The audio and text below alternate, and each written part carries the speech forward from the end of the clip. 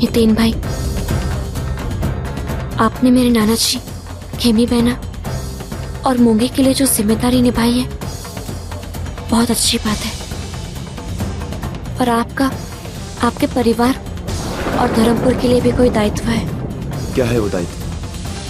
हितेन भाई, आप मालिक के बेटे हैं, छोटे मालिक। धर्मपुर के लोग आपकी प्रजा है। राजा और प्रजा में अनका अंतर होता है जो बताया नहीं जा सकता।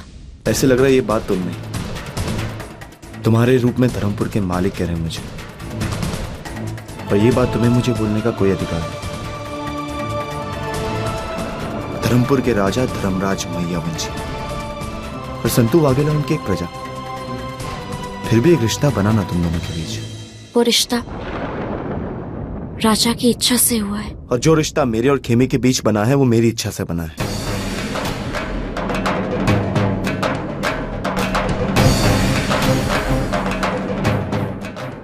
हितेन भाई, आपका दंड और जिम्मेदारी दोनों खेमी बहना के लगन के साथ खत्म हो जाएंगे। आपने अपनी जिम्मेदारी सफलता और ईमानदारी से निभाई है। बस खेमी बहना को डोली में बिठाने की आपकी आखिरी जिम्मेदारी आप ठीक से निभाइए। मैं खुडियान मां से प्रार्थना करूंगी कि वो आपको आपकी आखिरी जिम्मेदारी ठीक से निभाने की शक्ति दे। हितेन भाई, रात बहुत हो चुकी है। कल सवेरे खेमी बहना की बेटी की विधि है। हम दोनों को सवेरे उठकर काम करना है। जय श्री कृष्ण।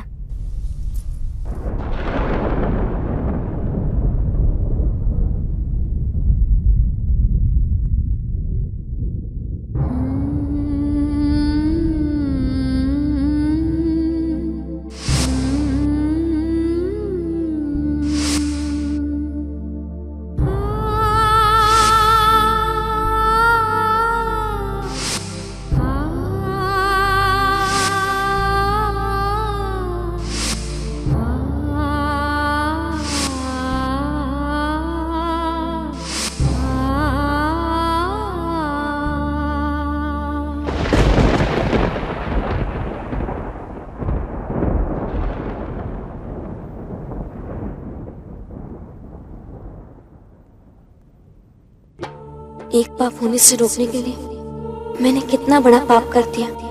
मैंने अपनी बड़ी बहना को तमाशा मारा। कभी क्षमा नहीं कर पाऊंगी मैं अपने आप को, कभी नहीं।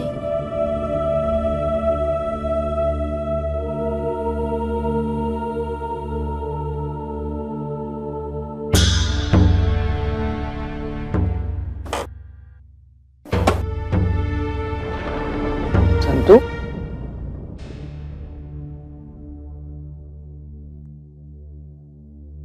बेटा क्या हुआ?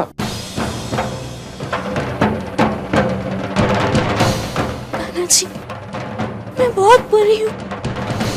मुझसे बहुत बड़ा पाप हो गया। बहुत बड़ा पाप हो गया मुझसे। मैंने अपनी बड़ी बहन पर हाथ उठाया। मैं बहुत बुरी हूँ।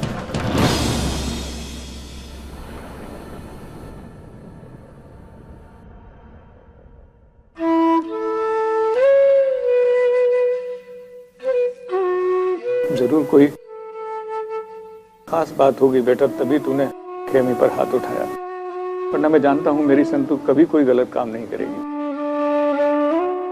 मुझे बता बेटा क्या बात है? तुझे लगता है ना कि तेरा नाना बूढ़ा है सह पाएगा कि नहीं? लेकिन मेरा मन बहुत मजबूत है बेटा। मैंने अपने हाथों से अपनी बेटी और दामाद की अर्थी उठाई। तो मुझे बता क्या हुआ? नाना जी,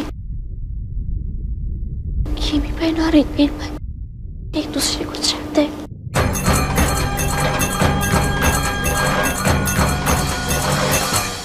नाना जी, मालिक भाई की बात मैंने खुद मालिक को बताई थी ताकि मैं उन्हें बचा सकूं।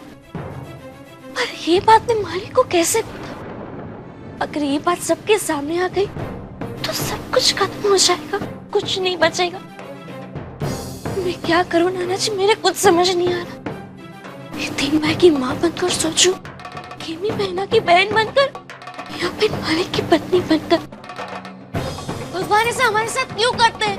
वो हमारी मदद क्यों नहीं करते नाना जी? बेटा, मदद के लिए भगवान की तरफ हाथ फैलाओगी तो कमजोर हो जाओगी।